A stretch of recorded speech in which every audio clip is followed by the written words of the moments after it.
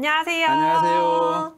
조영규의 온갖 건강 뉴스 읽어주기 안오나 영양사. 조영규입니다. 네, 반갑습니다. 반갑습니다. 교수님 지난 시간에 비만 이야기 너무 재밌었고요. 네. 오늘은 어떤 이야기 들려주실 건가요? 오늘은 사실은 하소연을 좀 하려고 왔어요. 그래요? 네, 제가 검진에서 일한 지 네. 거의 20년이 돼가는데 네. 사실은 애매한 판정들이 너무 많아요. 이게 임상적으로 문제가 되는지 괜찮다고 할 수 있는 건지 애매한 판정? 애매한 판정들. 근데 이제 그걸 갖다가 환자들한테 수진자들한테는 의사가 확신을 갖고 말을 해줘야 되잖아요. 네. 근데 실제로 확실하지 않은 네. 어떤 예후 같은 게 명확하지 네. 않은 것들이 많아서 있어요? 그런 것들 설명하면 애가 많이 먹죠. 그래서 그런 것들이 있는 건가요? 그 중에 하나가 치밀유방입니다. 검사를 했는데 그때 괜찮다고 했는데 이게 웬일인가 뭐 이럴 수도 있는데 네. 치밀 유방. 그래서 오늘은 이제 치밀유방에 대해서 좀 이야기를 해보고자 합니다. 네. 네, 우리나라 국가암검진 프로그램이 있어요. 우리나라 국민이라고 하면은 우리 국립암센터에서 이제 여섯 가지 암종에 대해서 정기적으로 네. 암검진을 해주고 있죠. 네. 특히 오늘의 주제인 유방암에 대해서는 네. 만 40세 이상 네. 여성들을 대상으로 네. 2년마다 유방 촬영술, 우리가 흔히 맘모그램이라고 하는 유방 네. 촬영술을 2년마다 제공을 하고 있습니다. 네. 이 맘모그램을 이제 2년마다 받게 됐을 경우 네. 연구들에 의하면 유방암 사망률이 20% 정도 감소되는 걸로 나와요. 그러니까 이걸 발견됐기 때문에 그런 이유도 있죠. 그래서 이제 이걸 해주는 건 굉장히 큰 의미가 있는 거죠. 그러네요. 네. 그런데 이제 이런 유방 촬영을 하게 되면 네. 우리가 이제 유방 밀도라고 하는 거를 네. 이제 보고를 하도록 돼 있어요. 네. 우리 안오나 영양사님은 유방 촬영 해보신 적 있으세요? 전 해본 적이 없어요. 해보신 적이 없으시죠? 들어봤거든요. 네. 너무 아파서 안 하고 싶을 정도라고. 네, 맞아요. 네. 실신 오신 분도 간혹 봤어요, 저도. 네. 아파서. 네. 네. 하여튼 거기 공짜여도 못할 것 같은 두려움이. 그래도 네. 유방암 사망률 20% 준대요. 오래 삽시다. 20%. 그래서 유방 밀도라고 하는 걸 보고를 하게 되는데 유방을 이렇게 4가지 타입의 밀도로 이제 분류를 보통은 해요. 네. A는 주로 다 까만색이잖아요. 네. 그래서 A 같은 경우는 다 지방으로 돼 있는 거. 지방으로 차 있는. 지방형. 네. 그 다음에 B는 유선 산재형이라고 해서 여기 약간 유선 조직이나 네. 어떤 유선 조직을 이제 지지해준 지지 조직들이 이렇게 하얗게 좀 보이는 거. 네네. 근데 보통 25%에서 50% 사이 정도를 네. 이제 유선 상재형이라고 하고요. 네. 그 다음에 여기서부터는 좀 굉장히 하얀 부분이 많이 늘죠. 네. 여기서부터는 이제 치밀 유방에 들어가요. CD를. 저 하얀 게 뭐라고요? 유선 조직, 유방 조직이라고 보시면 됩니다. 유방 조직. 유방이 하는 일이 가장 큰 일이 네. 젖을 만드는 거잖아요. 네, 네. 유즙. 네. 그걸 만드는 일을 하는 조직이라고 보시면 돼요. 그걸 또 이제 조직이 있으면 그걸 지지해주는 조직들이 있어야 되잖아요. 네, 네. 그런 조직도 합쳐서 그냥 일반적으로 유방 조직이라고 하죠. 그러면 그것들이 많아지면 이렇게 하얀색으로 바뀌는 거예요. 그게 50에서 75% 정도 되면 중등도 치밀형. 네. 그게 75%보다 더 많으면 이제 고등도 치밀형이라고 우리가 이름을 붙입니다. 그래서 A, B, C, D로 네. 구분을 해서 이제 보통 보고를 하고 있어요. 좋고 나쁘고가 있나요, 이게? 그래서 아무튼 네. 들어보세요. 네, 네. C, D를 갖다 우리는 치밀 유방이라고 이제 보고를 하고 있습니다. 그 수진자들한테도 그렇게 이제 결과지가 나가고 있죠. 좋고 나쁘고라고 하는 개념은 사실 어려워요. 뭐가 좋고 나쁘고라고 하는 개념이라고 하는 게 예를 들어서 제가 좀 부끄럽네. 20대 여자라고 해봐요. 좀 부끄럽지만 20대 여자라고 하는데 이런 식으로 A 타입으로 돼 있다고 생각을 해봐요. 네. 그럼 유방에 있어야 될 조직들이 없는 거잖아요. 네. 그러니까 정상이라고 좀 보이기는 어렵죠, 사실은. 20대라고 하면 당연히 호르몬도 나오고 막 해서 유방에 조직이 있는 게 정상인 거죠. 그래서 20대라고 하면 누구나 다 치밀 유방일 가능성이 높은 거예요. 그런데 이제 이런 치밀 유방일 경우에 어떤 건강에 미치는 영향들이 약간씩 있기 때문에 이런 이슈들이 생기는 거예요. 이 중에서 암이 잘 오는 게 무서울 것 같은 거죠. 네, 그런 걸 이제 앞으로 이야기를 할 겁니다. 그래서 C, D를 치밀 유방이라고 했잖아요. 네네. 치밀 유방의 문제점이 2가지가 있습니다. 네. 첫 번째는 유방 촬영술, 그 유방암으로 인한 사망률이 20%나 줄어든다는 그 유방 촬영술의 민감도를 쉽게 이야기하면 정확도를 떨어뜨린다는 거예요. 그래서 유방암이 있어도 진단을 잘 못한다는 거죠. 예를 들면 이런 이제 지방으로만 구성되어 있는 어떤 유방을 봐봐요. 여기 하얀 점 같은 거 있잖아요. 네. 이런 이상석연이 좀만 있어도 눈에 확 띄는 거예요. 네네. 근데 이렇게 치밀 유방일 경우, 요거 B잖아요. 덮여져 있네. 거기에 이제 이렇게 병변이 있어요. 뭔가 못 이상한데 네. 하얀 거 일반적인 유방 조직하고 이 병변하고 구분이 잘 안 되는 거예요. 네네네. 그러니까 진단이 어려울 수가 있는 거죠. 그러니까 민감도를 떨어뜨리는 문제가 돼 있고요. 두 번째는 유방암 위험이 좀 높아집니다. 그 치밀 유방일 경우에. 그 쉽게 생각하면 돼요. 유방 조직이 많아지는 거잖아요. 치밀 유방이면. 그렇죠. 그러니까 유방암이 생길 부위도 늘어나는 거예요. 맞네. 그러니까 유방암이 더 위험이 높다는 연구 결과들이 있습니다. 아, 그러겠어요? 그래서 연구 결과 가장 최근에 나온 이제 메타 분석 결과를 보면 2022년에 나온 거예요. 네. 우리나라 연구 결과는 아니고요. 그런데 바이오레드 D 같은 경우에 바이오레드 B와 비교했을 때, 그러니까 그 유선 산재형일 경우와 비교했을 때 유방암 위험 2.11배 정도 높더라. 근데 이거는 B하고 비교했을 경우 2배 정도 높은 거고요. 네. A 지방형하고 비교했을 경우는 보통 4배에서 6배 정도 높다고 나와요. 더 높아져서. 그러니까 이 위험이라고 하는 게 무시할 정도는 아니라는 거죠. 그러네요. 높네. 그래서 치밀 유방 가능성이 높은 사람에 달아야 되잖아요. 네. 첫 번째는 폐경전? 젊은 사람. 젊은 여자죠. 사실은. 젊은 사람. 왜냐하면 호르몬이 왕성하니까. 근데 왜 40대부터 검사를 해? 유방 조직이라고 하는 것은 유방 조직은 이제 호르몬이 자극되면 이제 늘어나거든요. 호르몬 반응하는 거거든요. 그러니까 젊은 사람이 많고. 두 번째는 폐경이 돼서 여성 호르몬이 안 나와요. 그런데 호르몬을 억지로 이제 넣으시는 분들 있잖아요. 대체요법. 폐경에서 폐경 후에도. 그런 분들은 호르몬을 인공적으로 넣어줬기 때문에 거기에 자극돼서 이제 유방 조직이 남아있는 경우. 세 번째는 비만도가 낮은 사람. 왜냐하면 이제 결국은 치밀 유방이랑 밀도잖아요. 지방량하고 유방 조직량하고 비교를 하는 건데 비만도가 낮다는 것은 지방량이 적어진다는 거잖아요. 그러니까 그쵸? 상대적으로 유방량이 많아지는 거니까 치밀 유방은 높아지는 거고. 네 번째가 중요한데 우리나라 사람들이 치밀 유방이 많더라. 이상해. 왜요? 이거는 왜 한국인을 포함한 아시안인 거지? 이렇게 한국 사람들이 치밀 유방이 높은 거예요? 네, 우리나라 사람들이 체구가 작아서 그래요. 쉽게 이야기하면. 맞아. 지방도. 지방이 훨씬 서양인하고 비교하면 말잖아요. 네네. 그럼 우리나라 여성들이 훨씬 더 날씬하다는 표현은 그렇지만 훨씬 더 체구가 작기 때문에 유방도 지방이 적어지면서 유방 조직은 상대적으로 많아질 수가 있는 거죠. 아까 뭐 물어봤죠? 아니 왜 이렇게 폐경전 젊은 사람한테서 치밀 유방 가능성이 높으면 이것도 무서운데 만 40세부터 하나. 그때 많이 발병을 할 때인가. 보통 이제 우리나라 사람들은 이제 사실은 40대 이상부터 많아지기도 하고 사실은 20, 30대에도 사실은 유방암이 많기는 해요. 근데 서양 사람들 유병률은 나이가 들수록 많아집니다. 그리고 사실 치밀 유방이 높기 때문에 사실은 20, 30대 때는 해도 유방 촬영해도 뭐 잘 안 나타나요. 그러겠네요. 여러 가지 것들 고려해서 40대부터 하는 것으로 국립암센터에서 정했습니다. 사실은 이제 상당히 고민은 되는 건 맞아요. 나중에 다시 한번 정리를 해보죠. 그래서 우리나라 사람들의 치밀 유방 빈도를 보면 여기 우리나라 국가 데이터를 가지고 논문화해서 발표한 거예요. 2019년도에 발표가 됐고요. 40에서 69세 여성, 이 연령대가 우리나라 국가암 검진에서 유방암 대상자예요. 유방검진 대상자. 54.4%가 치밀 유방이고 절반 이상이 치밀 유방인 거예요. 특히 40대는 80% 정도가 치밀 유방입니다. 그러니까 치밀 유방 아닌 사람 찾기가 더 힘든 거죠. 그런데 40대보다 저 젊은 사람, 20, 30대 같은 경우는 거의 90% 이상이겠죠. 비교해보면. 안 해봐도 알죠. 그러니까 치밀 유방이 우리나라 사람 굉장히 높은 거예요. 그래서 이제 유방 검진을 어떤 식으로 판정해야 되는지 이거에 대해서 국립암센터에서 이렇게 지침서를 친절하게 저희들에게 배포해 주셨습니다. 2018년도에 여기에 개정이 됐고요. 그 이후로는 아직까지 개정이 안 되고 있습니다.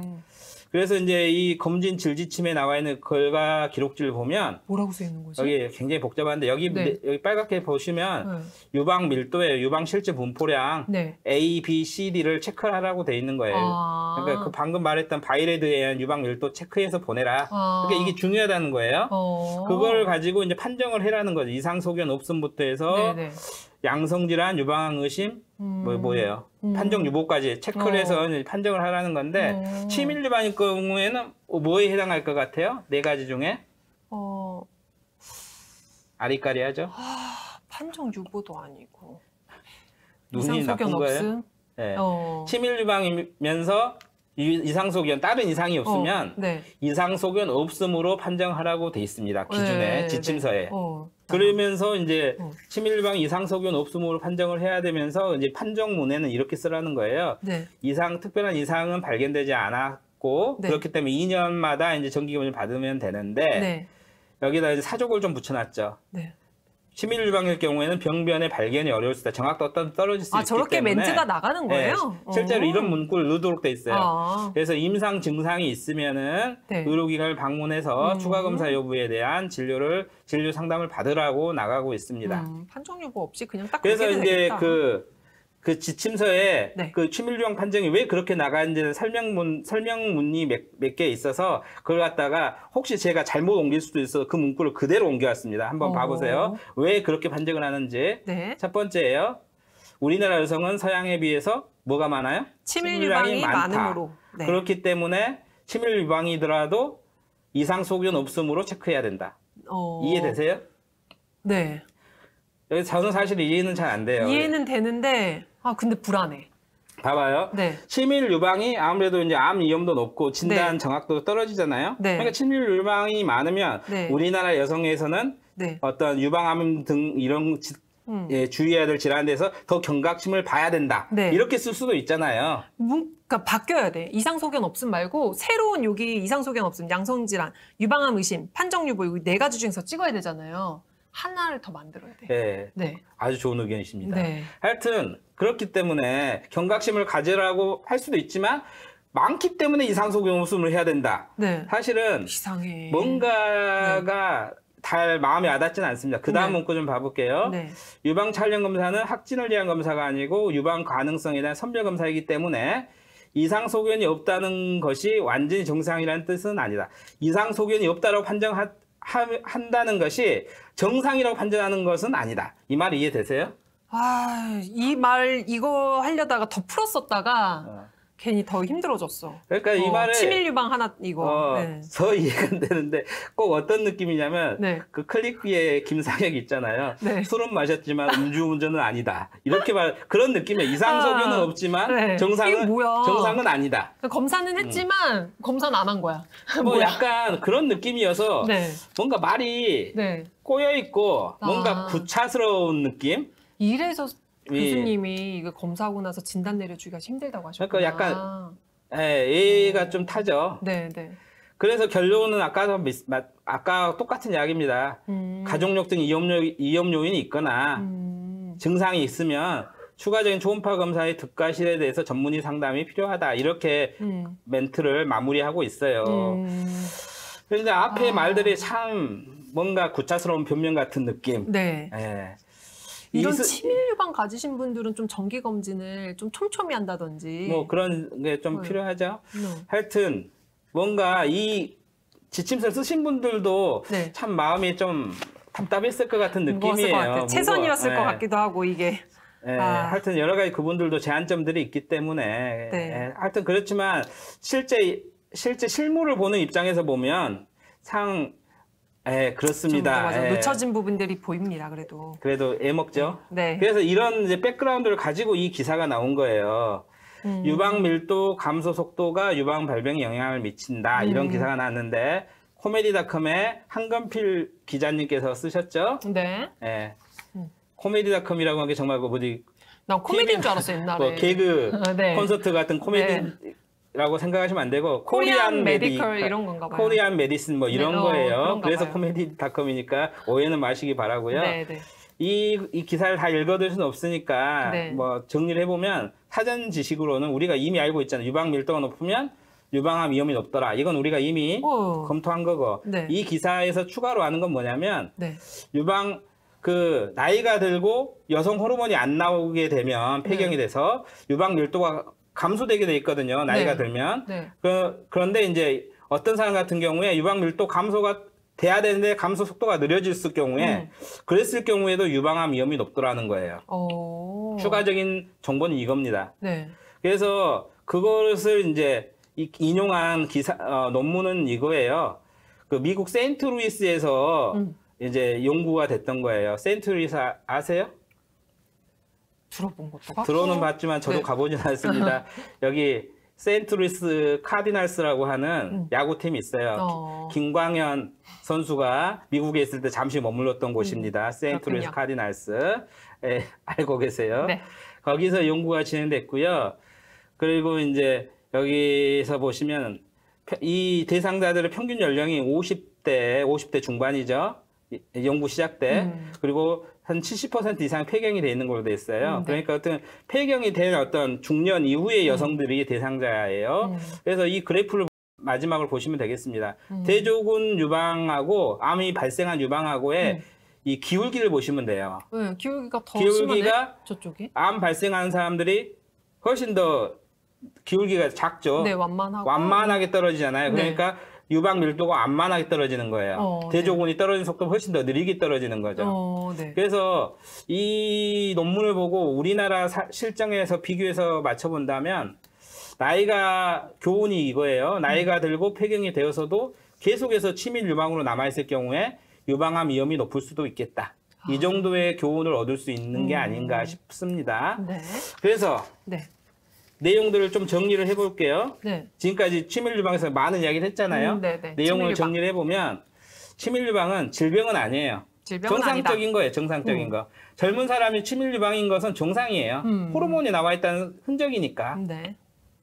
그리고 우리나라 젊은 여자는 대부분이 네. 치밀 유방인 거예요. 그런데 문제점들이 몇 가지 있는 거예요. 유방 촬영. 판독을 떨어뜨려. 네, 판독 정확도가 떨어진다. 네. 그다음에 판독이 떨어지니까 위험이 높아진다. 네, 유방암 위험이 또 최대 뭐 4배에서 6배까지도 올라간다고 돼 있고 네. 나이 들어서도 치밀 유방이 하면 더욱 위험하다. 이런 것들을 방금 논문을 통해서 배웠잖아요. 네. 그리고 이제 가장 중요한 것은 어떤 가족력이나 증상이 있으면 유방 초음파 등의 추가 검사가 필요할 수도 있겠다. 그렇죠. 네. 정상 이상이 없더라도 완전히 정상은 아니니까 지침서 말대로 하면은 네. 뭔가 추가 검사가 필요할 수도 있겠다. 이거에 대해서 뭔가 상담이 필요할 수도 있겠다라는 거예요. 그럼 뭐 어떤 검사를 받아야 될 거냐? 우리나라는 이렇게 유방 초음파라고 딱 하나로 어떻게 보면 통일돼 있는데 해외 가이드라인들은 사실은 유방 MRI를 더 많이 권고를 하고 있고요. 유방 MRI 처음 들어봐요. 유방 MRI. 저도 유방 MRI 받는 걸 한번 본 적이 있는데 굉장히 깁니다. 시간이. 그래요? 시간이 좀 더 소모가 30분 이상 걸렸던 것 같아요.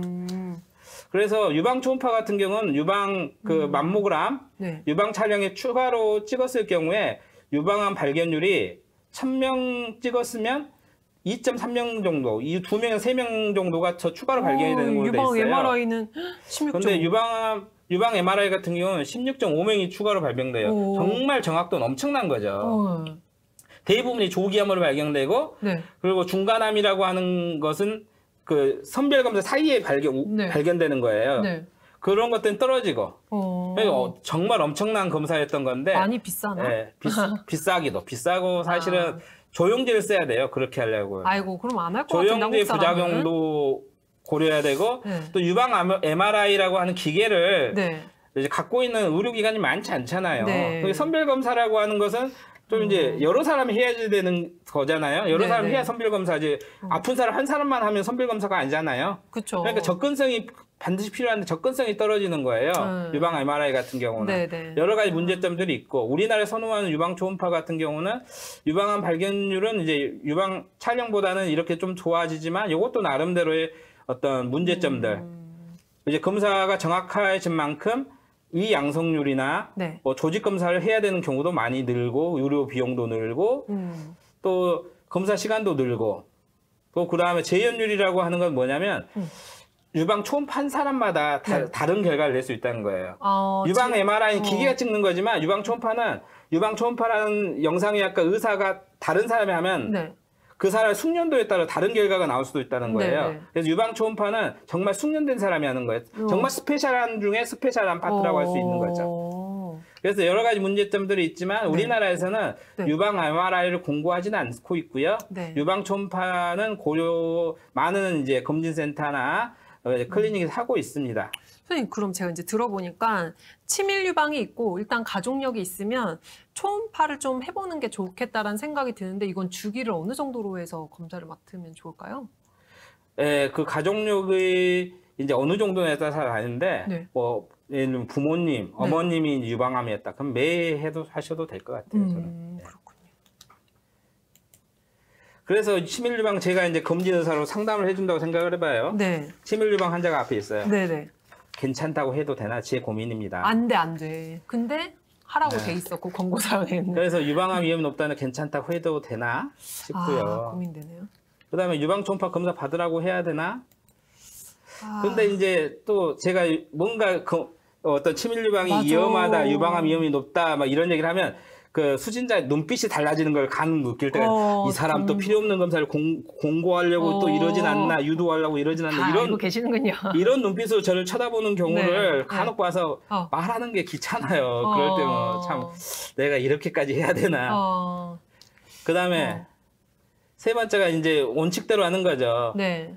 이분의 어떤 환자 가족력부터 증상을 상세히 묻고 치밀 유방이 어떤 의미가 있고 유방 초음파 검사를 추가로 했을 때 장단점 이런 거 상세히 설명하고 그 다음에 환자가 스스로 선택하도록 유도를 하고 이렇게 저 그러면 하면은 다음에 어떻게 될까요? 이런 환자 딱 오시잖아요. 그러면 이제 이 유튜브 이거를 녹화 딱 돼 있으면은 일단 한번 봐봐라. 그 다음에 이제 초음파 예약을 해라. 틀어줘야 돼요. 그래서 모든 사람이 이러기에는 너무 상담 시간이 모자라요. 왜냐하면 치밀 유방 거의 젊은 여자는 다 치밀 유방이거든요. 그러니까 이 모든 사람 다 어떻게 이렇게 해요? 그러니까요. 못 해주죠. 그러니까 검진 의사가 애 먹겠어? 안 먹겠어요? 애 먹어. 애 먹이는 치밀 유방이죠. 그런데 이거보다 가장 큰 문제는 뭐냐면 치밀 유방 결과지를 받는 이제 국가암검진 대상자들은 병원에 오지 않아요. 검진 결과지만 받는다는 거죠. 상담이 보장 안 돼 있어요. 맞아요. 그래서 이런 치밀 유방 결과 통보서를 한 장 받습니다. 그래서 치밀 유방일 때 나가는 결과지예요. 무슨 검사에 써져 있죠? 유방 촬영했다고 돼 있죠. 근데 판적 소견 뭐라고 돼 있어요? 이상 소견 없음. 꽝. 판정. 이상 소견 없음. 꽝. 보통 저희가 이런 결과지 국가에서 문서 보내주면 얼마나 자세히 보나요? 근데 이거 받고 병원 다시 내원해서 상담받고 가도 되는 거예요? 아니면 이거 받고 끝나는 거예요? 받고 이제 상담받으러 오면 돈 내죠. 상담비 또 따로 내는 거예요? 그러니까 이상소견 없음, 이상소견 없음 돼 있는데 이걸 보고 치밀 유방이 건강 위험이 높을까? 이런 생각하는 사람이 별로 많지 않겠잖아요. 저도 처음 근데 알았어요. 공고사항에만 이렇게 치밀 유방 소견이 보이고 밑에 뭐 증상이 있으면 의료기관 방문해서 추가 검사를 받으라고 돼 있는 거죠. 이런 건 어떻게 보면 사족 같은 뭔가 자신의 면피를 위한 문구 같은 느낌이잖아요. 면피형 문구 같은. 그래서 이 결과지를 받고 몇 명이나 정말 어떤 치밀 유방의 어떤 건강 위험성과 유방 초음파 받을지 말지에 대해서 고민하면서 진료를 신청해서 올까 그런 고민이 있고요. 실제로 저희가 지금 20년 정도 일했다고 그랬잖아요. 검진센터에. 온 적 있을까요? 한 명도 없어요. 한 명도 없어요. 이걸 보고 내가 건강 위험이 있다라고 생각하는 사람 거의 없습니다. 저는 제가 만약에 이거 안 해봤지만 이거 결과 통보서 받아서 이렇게 받았어요? 건강하네. 근데 뭐라고 써놓은 거야? 그냥 건강하면 건강한 거지 이렇게 할 것 같은데 저도 안 갈 것 같아요. 그러니까 제가 생각할 때는 여기 아까쯤에 우리 영양사님도 말씀하셨듯이 판정 문구를 하나를 더 추가해 이상 소견 없음 대신에 여기 치밀 유방이라고 여기다 써야 돼요. 위에 좀 있어야 돼요. 이 치밀 유방, 이상 소견 없음이 너무 위에가 큰 글씨로 2개 딱 적혀 있으면 이상 없구나, 괜찮다 하고 넘어가는 거죠. 판정에다가 치밀 유방이나 카테고리 하나 만들어서 넣으셔야 돼요. 맞는 말 같아요. 그리고 이제 그거의 위험성에 대해서 설명을 해야 되고 이런 민감도 떨어지는 것뿐만이 아니라 있는 그대로 암 위험이 높을 수 있다. 이런 것까지 같이 넣어야 되는 거죠. 일부만 좀 정보를 주고 있는 거거든요. 이럴 경우에 초음파도 뭐 권장될 수 있다든지 뭐 조금 네. 더 정보가 있어야 될 것 같아요. 정보가 좀 더 필요합니다. 저는 이것만 딱 봤을 때는 당연히 안 해라고 했는데 만약에 내가 검사했는데 치밀 유방 나왔다 하면은 이제 오늘 강의를 들었잖아요. 초음파 검사를 좀 정기적으로 할 것 같아요, 저는. 네. 네. 다음에 이야기하죠. 네. 사실은 네, 치밀 유방이 워낙 많기 때문에 네. 이 모든 사람들 다 초음파를 다 한다고 생각해봐요. 우리 병원에서 네. 수용도 안 돼요, 사실은. 왜냐하면 지금 사실은 유방 초음파 예약 잡으려면 지금 예약을 넣어도 한두 달 뒤에 잡히거든요. 근데 치밀 유방인 사람들까지도 다 유방 초음파 한다고 하면 사실은 병원이 감당이 안 되는구나. 우리 병원뿐만 아니라 대부분의 병원이 그럴 거예요. 그래서 상당히 어려운 점들이 있는 게 사실입니다. 그렇지만 제대로 된 정보는 주고 스스로 선택하게끔 해야 되는 거죠. 맞아요. 네. 그래서 어떻게 해야 될까요? 저희가 네. 결국은 가장 중요한 거는 네. 저는 이거라고 생각해요. Shared Decision Making. 이렇게 무슨 항상 철학이 네. 있으세요. 우리가 좋네요. 이제 뭐 함께 하는 의사겠죠. 의사가 혼자 스스로 판단해가지고 이거는 괜찮아, 네. 이거는 추가 검사 필요해. 의사가 결정하는 게 아니고 네. 수진자, 네. 일반인, 네. 환자가 스스로 결정할 수 있도록 정보를 주고 네. 그분들하고 의사들이 같이 결정을 해야 되는 거죠. 맞아요. 그래야지만 제대로 된 결정이 되고 혹시라도 나중에 문제가 생겨도 그거에 대해서 의사에게 이제 책임 추궁을 하지 않는 거죠. 지금처럼 이렇게 일방적으로 검진 결과지만 이상 없으면 보내놓고 나중에 혹시라도 인터벌 캔서, 이제 중간암 같은 게 발생했다. 그러면 저는 어떤 이 시스템에다가 뭔가 슈 같은 걸 제소를 할 수도 있다고 저는 보여요. 맞아요. 네. 그래서 제일 오늘의 결론은 네. 치밀 유방, 검진 의사로서 애는 먹지만 네. 수진자와 함께 의사결정을 하겠습니다. 저를 믿고 저희 검진센터를 방문해 주시면. 저 여기서 그럼 해야겠어요. 네. 이제 끝나갔네요. 네. 교수님, 저 진짜 이 유방암, 이거 치밀 유방 처음 알았고, 그리고 뭐 이거 유방암은 검사하면 다 딱 검진해서 나왔다고 하면 그때 이제 수술하면 되고 뭐하고 하면 되는 거지라고 알았는데 너무 짧은 상식으로 제가 알고 있었던 것 같아요. 덕분에 오늘 그리고 친구들한테도 한번 좀 알려줘야 될 것 같아요. 네. 친구들한테 잘 홍보해 주십시오. 네, 알겠습니다. 검진은 저희 병원에서도 하고 있기 때문에 여러분들 저희 서울백병원 와서 검진센터 이용해 보시면 굉장히 좋으실 것입니다. 그리고 또 상담도 교수님께서 직접 해주시나요? 함께하는 의사결정. 네, 함께하는 의사결정도 해주실 거예요. 네, 오늘 좋은 강의 감사하고요. 교수님 또 다음 시간에 만나 뵙도록 하겠습니다. 네, 반가웠습니다. 감사합니다. 감사합니다.